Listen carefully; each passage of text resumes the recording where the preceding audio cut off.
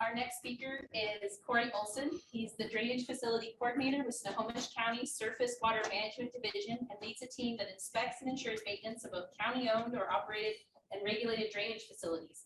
Cory holds a BA in Geography from Western Washington University and has over 10 years of stormwater experience in mapping, asset management, program development, and operation and maintenance planning. So welcome, Cory. Thank you. Good afternoon, everybody. I'm sure lunch is all settling in, so I'll try to make this as exciting as I can. It was really fun working on this with Kelsey because we could compare and contrast Snohomish County, which is a very large organization, to like City of Wenatchee, and so it's been good to go through this. Let me share here. So Snohomish County is just north of King County over on the west side of the state. Population of 330,000, and we're one of the few phase one permittees, and we have a lot of assets to manage. So I'm not going to read all these, but 1,700 road miles, 31,000 owner operated catch basins. So we have a lot to do. We went through the software procurement process in 2014, and the county chose to use Cartegraph asset management system, and we ended up, it took a while to get going, but we went live with Cartegraph in 2017. During that time, most of what we were doing, it was just working out workflows and doing a lot of like data schema changes with our GIS data. We had 3 feature classes or surface water layers for our different assets, and we really needed to be like 14. And so we had to like go through and redo all our data and collect a bunch of stuff and get everything ready to go. So, and then since 2017, other divisions and departments have started using Cartegraph. So, I mean, there's a lot of users in Cartegraph. I think there's over 550 users at the county, at least with logins. I don't know how many of those are active users. And a majority of those are within the Surface Water Management Division, our road maintenance staff, and then solid waste uses Cartegraph too for a lot of their operations and lines of business. Just some basics. So Cartegraph's a GIS integrated asset management system. So your source data is your GIS data for your assets. Cartegraph has assets, which are things, you know, typically they're tangible things. So catch basins, manholes, pipes, detention ponds, and then tasks, which are just activities that you do to those things. So clean, investigate, manual vegetation. Those are all different activity types or tasks that you do to those things. And there's also non-assets. So you can do activities that doesn't have to specifically be tied to an asset. So you can investigate a water quality complaint, and you can drop that on a map in a general location, or you'd have no location at all. Tasks can be rolled up into work orders, which is just a commonality between the tasks. So when we do a drainage facility inspection, all those tasks on that inspection get rolled up into one work order. Other work order examples would be like our catch basin inspection program. All the annual catch basin inspections go on one work order. Users get assigned a certain role, and those roles are customized based upon layouts and permissions.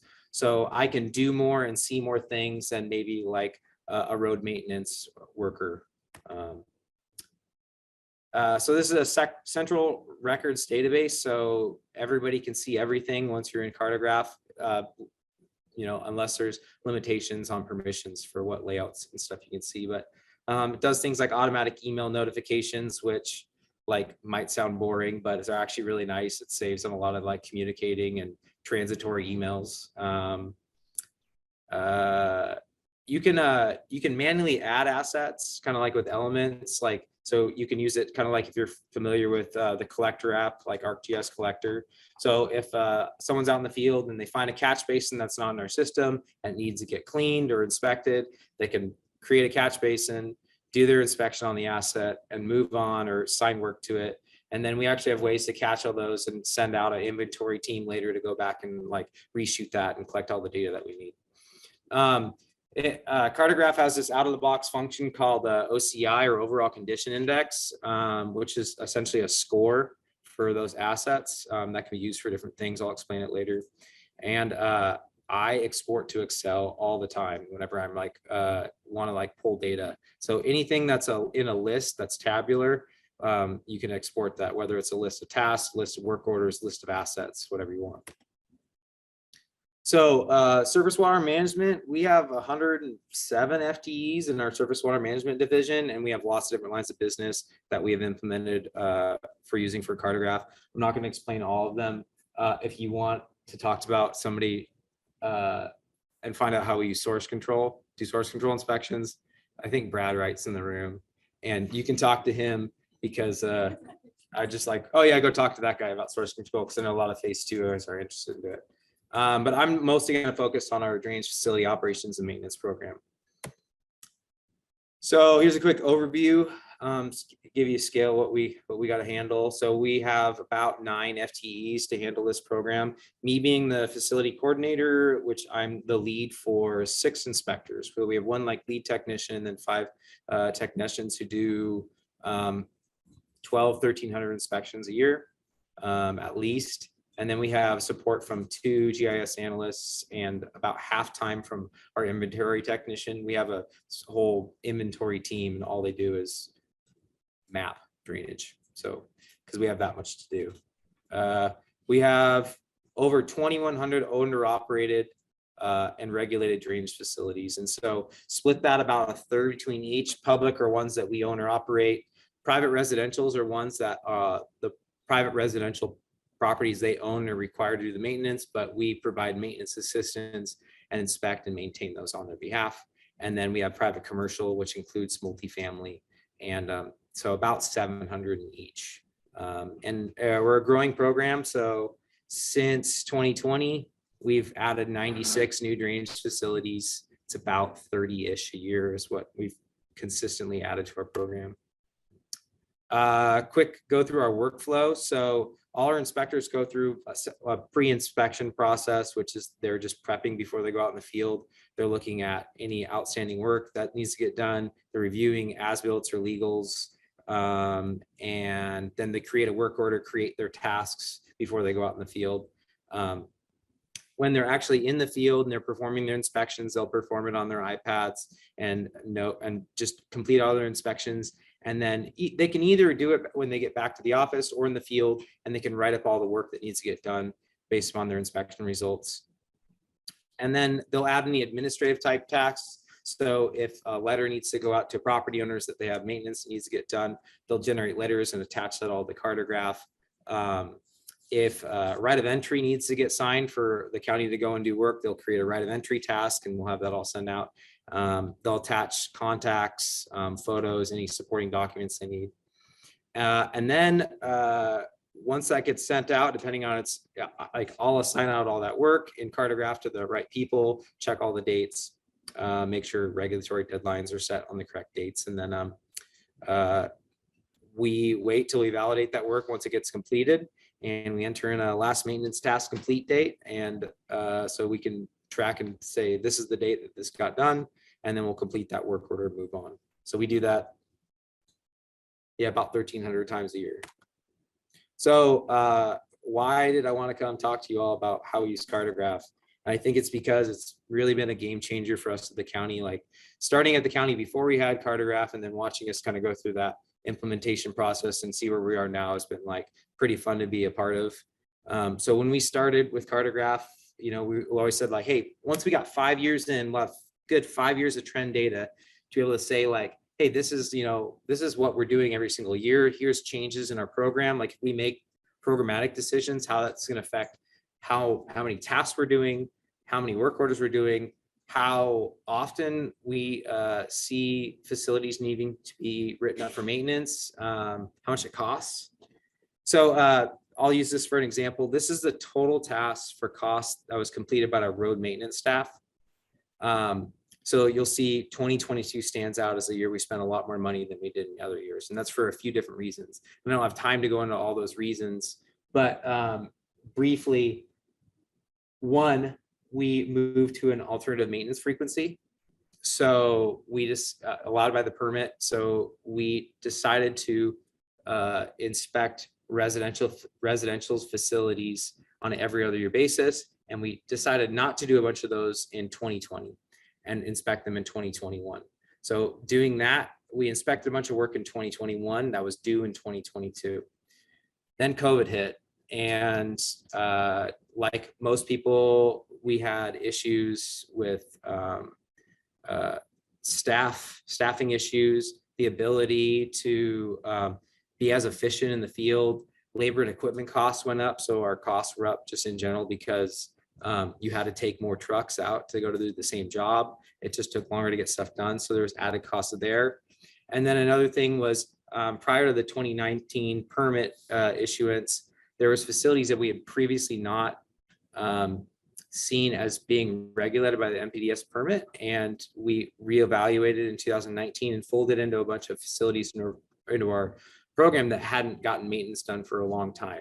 And so we provided that maintenance assistance. And so to get a lot of these facilities back up to maintenance standards, it just costs a lot more money. So on top of doing more facilities, pushing off a lot of that work because we decided to do the residentials later on, and we assigned this work to our road maintenance staff. They looked at the due dates and said, we got time to do this and we'll push it off till 2022, closer to that, the later half of that regulatory deadline, and just end up spending a lot more money. Well, we've learned from our mistakes, and we can pull, I can pull this data out of Cartegraph to be able to say, hey, this isn't working well. This is what the numbers show. And so we've made some program adjustments so that we can have just a better, more efficient, smoother running and consistent workload for our inspection staff and our road maintenance staff. All the data is real-time data. I'll show on this next slide here. There's something called gadgets. And a gadget is just either a table, a graph, or pulls a number from different filters that you can set up. So, and it's all shown on a dashboard here. A dashboard's like your homepage. But like, for example, if we're inspecting commercial properties and I need to do certain actions with commercial properties once they get to a certain point within their deadline, then I can just create a filter to show me a list of everything that needs to get done. If that day somebody goes out and says, oh yeah, they're done with that work and they completed it, it'll pop off the list of 1 out of 15 here. And then yeah, so it's live data. It's really helpful. You can filter anything, so I'll touch on that a little bit more. Cost analysis. So there's what's called LEMO, which is labor, equipment, material, or other, which allows you to record costs in Cartegraph. So our road maintenance staff, on any of the work that they're working on, they'll enter in labor, equipment, material, and that also gets pushed over to our like financial and timekeeping software programs. So it's real costs getting tracked. Materials a little bit different, that's tracked different, so some of that's estimated. So the costs in Cartegraph aren't actuals, but they're really close. So I can go in and do things like with a filter. I can say, hey, show me how much the average work order for a detention pond costs versus a detention vault, right? I can say, show me how much the average cost is for work on a bioswale versus a storm filter with 3 cartridges. So I can pull that data like pretty easy. This table here is showing an average cost comparison between those facilities that we previously had considered not as being regulated and then folding them in to our program. We called those new olds because they're older facilities, but new to our program. They didn't have a name for them, so we call them new olds. But I pulled this data in like 5 minutes, and I can tell you that when you do a work order on a new old facility on a pond, it costs over 3 times as much as like a routine maintenance. And most of that's from heavy vegetation work and sometimes excavations. So OCI. So this is a screenshot here of catch basin inspection. It has condition categories. We typically do like a 0 to 1. You have sliding scale options, but all your condition category scores roll up into an overall condition index score. I know it really works really well kind of out of the box for pavement conditioning, and we haven't really utilized OCI to do like program planning, but I think you could do things such as like, hey, show me all catch basins where the OCI is 60 or lower. And if you find concentration of areas that are like, older areas of your jurisdiction, be like, hey, maybe this is a good area for a retrofit. So I think there's the ability to use that. We haven't quite got there yet. You can also add attachments to everything. So like, for example, the inspector here had something to show on this inspection. So he uploaded a photo. Deadline tracking is like every day I'm looking at deadlines to make sure we're meeting all deadline and regulatory requirements. So it's really important for deadlines. With commercial properties, we do like 3 different we do an initial letter, we do a 6-month postcard reminder, we do what's called a 10-month letter, and then we do our final notice. And then after that, we move into a code enforcement process. But so we have different timelines, for 700 facilities, or let's say half of them need maintenance. So 350 facilities, we got to send out all these different notifications. So being able for myself and the inspectors to stay on top of all these deadlines to make sure notifications go out at the right time is really important. And it's all done through filters. So for example, this filter is telling me, show me all work orders that are due within where the regulatory stop date is within 90 days from now that don't have a send 10-month letter task. So you can filter down whatever you want and be able to track all this stuff is pretty easily. NPDES reporting. So one of our annual reports is how many known catch basins do you have? And there's so many different ways you can filter to figure out what's known, right? So we like use consistent filters year after year, and that way it just helps with reporting. All your filters you can save and you can share so that you have consistent reporting over time.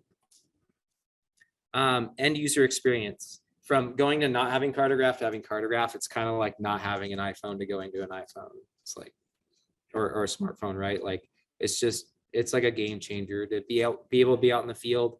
It'll show you on the location on the map where you're at, so you're inspecting the right catch basin when you're on if you have a bunch of different buttons, points to choose on a map, you can zoom in and make sure you're on the right one. It's a map interface. So like if you're doing inspection reports and you don't have a map, or you have like a paper field map, like I use those. I've used those at one point. It's like, I can't imagine going back, right? It's paperless. I bet you our inspectors' trucks are a lot like cleaner, and my desk is a lot cleaner than before because you don't have like plan sets and facility maps and printouts, everything all over your dashboard, right? You got an iPad and a laptop. There's a desktop and tablet version. You can customize layouts, like who can see what, who can do what. So like if an inspector, for example, makes a mistake and like creates a work order they shouldn't have, they can't delete that. I have to. So there's limitations to help with like QA QC processes. But there are some cons. There are things that aren't like super awesome, but not many really. Like I had to kind of think about this list. So there's a reporting function out of the box with Cartegraph that we don't really use. I mean, maybe we would use it, but and then there's also like a projects ability. So kind of like what Kelsey said, there's a projects option. So somebody else uses Cartegraph in here, and I'm sure there's more than one right now. Maybe they use that, but haven't found that the project management works really well. A lot of that has to do with just like file storage. You have the ability to hyperlink or use attachments. The ideal is to use hyperlinks because then you're looking up to one single record, but we haven't really figured out a good way to do that if we're looking to SharePoint, or like just haven't built that out yet. If you have a third-party contractor doing work for you, like, are you going to give them an iPad and Cartegraph and have them do stuff for you? So like you just have to enter stuff for people. That's something we've thought about having to deal with. Challenges, like Kelsey said, like you're going to have a user adoption and training issues. I don't see that as much now. In 2017, when we first went live, people were used to doing things a certain way for a long time, right? And so I think especially in a road maintenance division, they felt a lot of like pushback from people who've been doing things the same way for years. And if it's not broken, don't fix it, if that's what they think. But now it's like I don't think they see the same sort of like training issues that we've been using this for 6 years, 7 years. With lots of data, you just have to have a lot of like tight QA QC processes to make sure, because if you have junk data going in, you're gonna have junk data going out. So making sure that you're identifying like any places where people could be entering things incorrectly, you tighten that down, whether you limit layout or permissions, or you better define and just have better user training. There are equipment requirements. The new app for Cartegraph is super slow unless you have 5G. So we just had to buy like, what, 14 new iPads. And our road maintenance division's finding out the same thing. So it's like, now they got to go buy like 60 iPads or something like that. So it, you know, there's those issues, and it's just going to be a constant investment, right? Like we're in it for the long haul. And, you know, I don't know how much Cartegraph costs. If you ask me that question, I don't know, but I don't think it's cheap. Right. So, so in summary, like it's a central asset management database. Oh, one thing I forgot to mention too is like the ability to be on the field, and because it is a central records database. For example, last week I had a customer call and said, "Hey, I want to give a kudos to your staff who came out and cleaned up this stuff, you know, next to this swale next to my house," and nobody knew who did it because they couldn't figure out whose task it was. Like, well, it wasn't assigned to any of our facilities, but I can just pull up Cartegraph and look at all tasks that were done in that area. And there was one task that got completed in this neighborhood in the last week, and it was a debris cleanup. And so I could send it to the right person. I don't have to make a bunch of phone calls or sit around and send an email trying to figure that out. Like pretty easy to do. It works super well for our O&M program, and I know it works well for our other, for sure, lines of business at the county. It allows program managers to easily track costs and deadlines and just help meet NPDES permit requirements and just help to be a better, more efficient utility. It's a powerful tool for O&M work and end users. I think if you had to take it away and go back to pen and paper or whatever alternative you would have, like there'd be some upset field workers. And I mean, positives greatly outweigh the negatives, but understand that like it's a lot of work to keep this managed. You have to have tight QA/QC processes, and yeah, just so you protect your database from errors, and you just have consistent data entry and data out. So I think that's it.